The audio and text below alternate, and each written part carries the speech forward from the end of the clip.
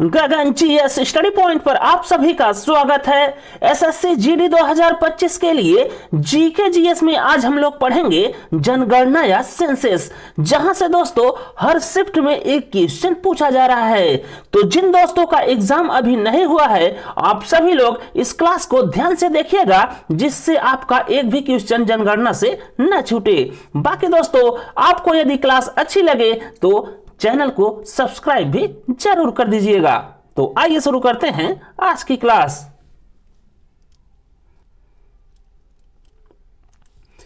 आज की क्लास में दोस्तों आप लोग सबसे पहले यह ध्यान में रखिएगा कि जनगणना ये गृह मंत्रालय के अधीन होती है। फिर इसके बाद आप लोग ध्यान में रखिएगा भारत की पहली जनगणना ये हुई दोस्तों 1881 ईस्वी में, और उस समय भारत का गवर्नर था लॉर्ड मेयो। फिर इसके बाद आप लोग ध्यान में रखिएगा स्वतंत्र भारत की पहली जनगणना, और ये कराई गई थी 1951 में।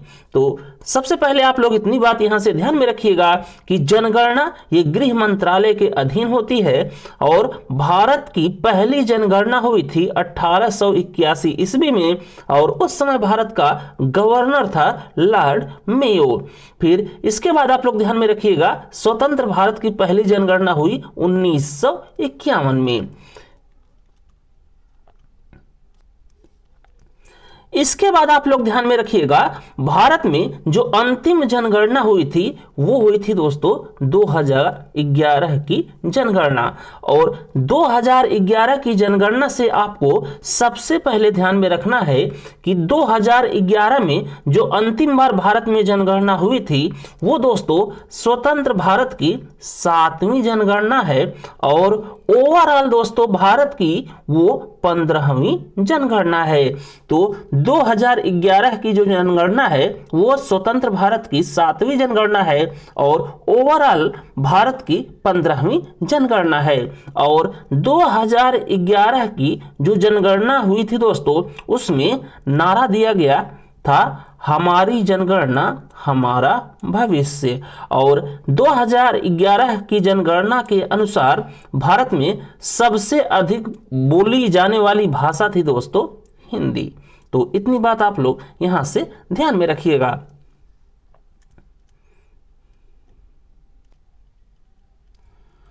इसके बाद दोस्तों आप लोग ध्यान में रखिएगा 2011 की जनगणना के अनुसार भारत की दशकीय वृद्धि दर है 17.7%।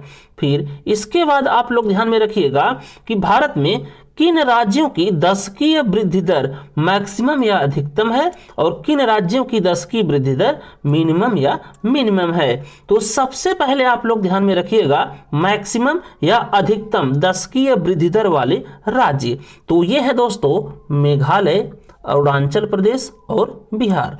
तो भारत में सबसे अधिकतम दशकीय वृद्धि दर वाले राज्यों में मेघालय पहले स्थान पर है, दूसरे पर है अरुणाचल प्रदेश, और तीसरे पर है बिहार।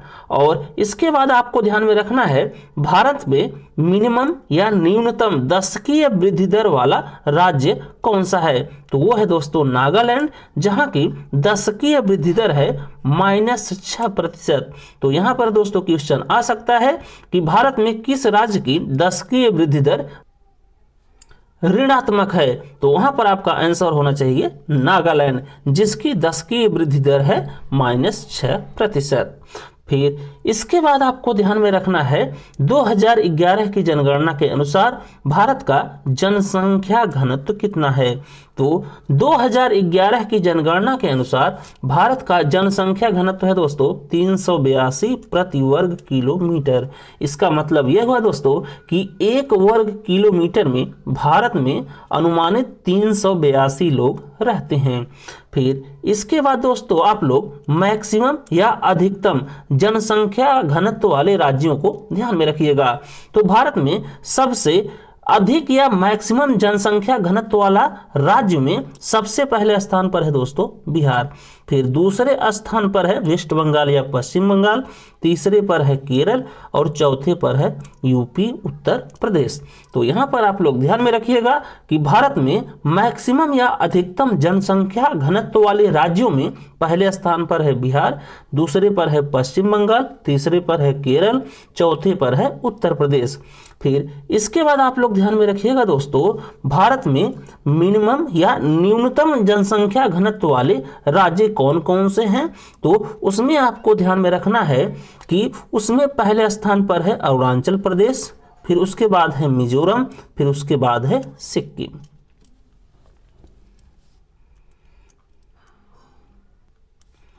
इसके बाद दोस्तों आप लोग ध्यान में रखिएगा 2011 की जनगणना के अनुसार भारत का लिंगानुपात कितना है, तो वो है दोस्तों 943।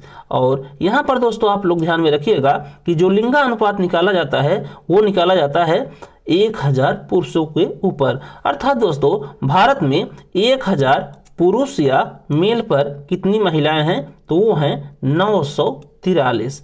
तो इस बात को आप लोग ध्यान में रखिएगा।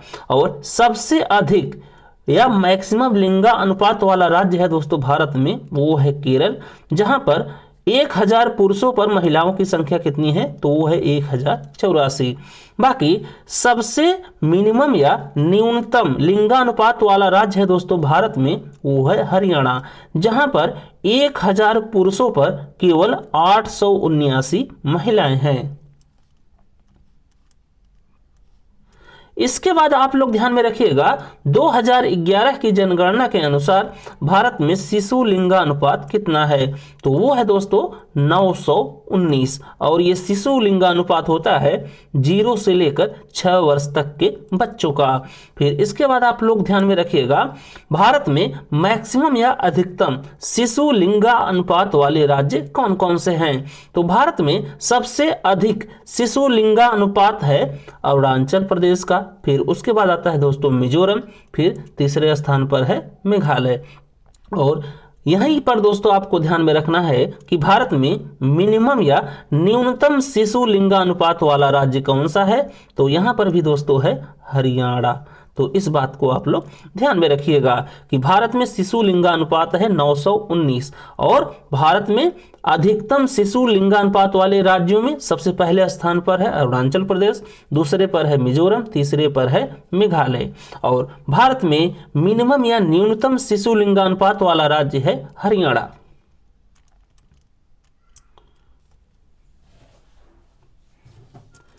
इसके बाद आप लोग ध्यान में रखिएगा दोस्तों 2011 की जनगणना के अनुसार भारत में सर्वाधिक जनसंख्या वाले 5 राज्य कौन कौन से हैं, तो भारत में सर्वाधिक जनसंख्या वाले 5 राज्यों में दोस्तों सबसे पहले स्थान पर है उत्तर प्रदेश, दूसरे पर है महाराष्ट्र, तीसरे पर है बिहार, चौथे पर है वेस्ट बंगाल या पश्चिम बंगाल और 5वें पर है आंध्र प्रदेश।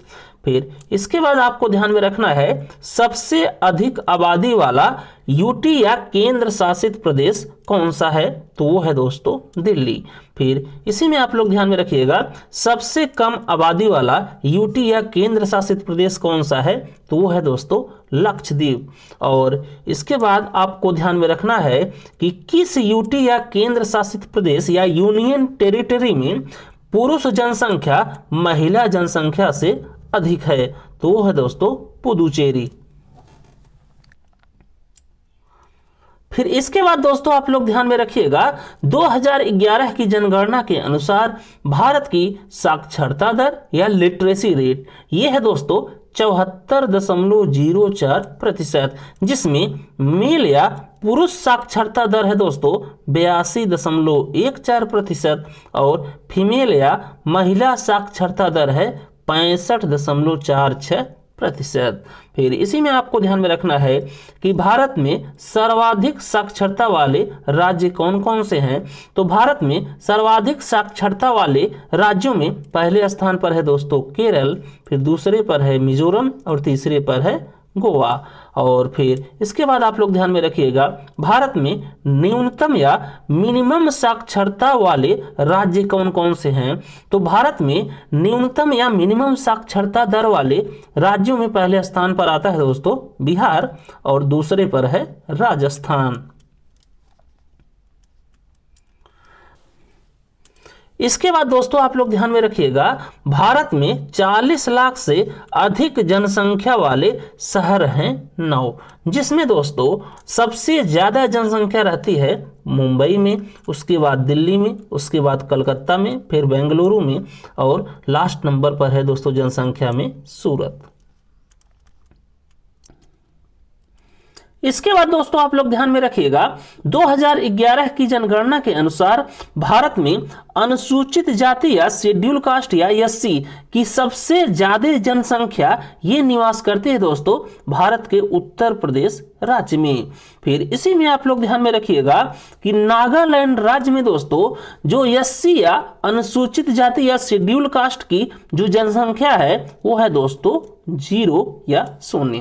तो इस बात को आपको ध्यान में रखना है कि 2011 की जनगणना के अनुसार अनुसूचित जाति की सबसे अधिक जनसंख्या निवास करती है भारत के उत्तर प्रदेश राज्य में, और नागालैंड राज्य में अनुसूचित जाति की जो जनसंख्या है वो है दोस्तों 0 या 0।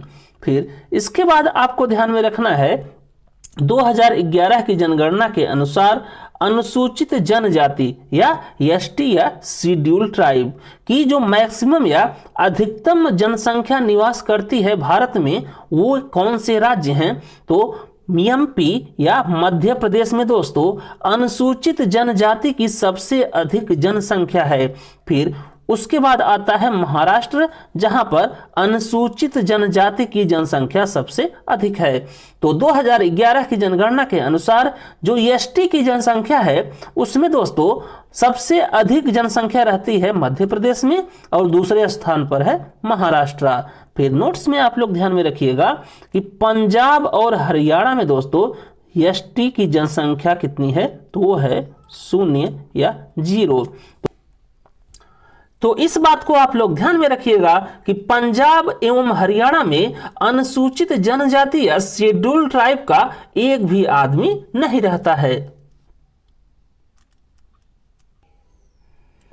इसके बाद आप लोग ध्यान में रखिएगा 2011 की जनगणना के अनुसार भारत की नगरीय जनसंख्या है 31.1%।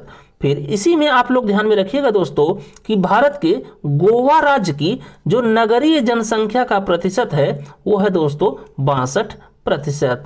तो भारत का जो गोवा राज्य है उसकी जो नगरीय जनसंख्या का प्रतिशत है या दर है वो दोस्तों सबसे अधिक है।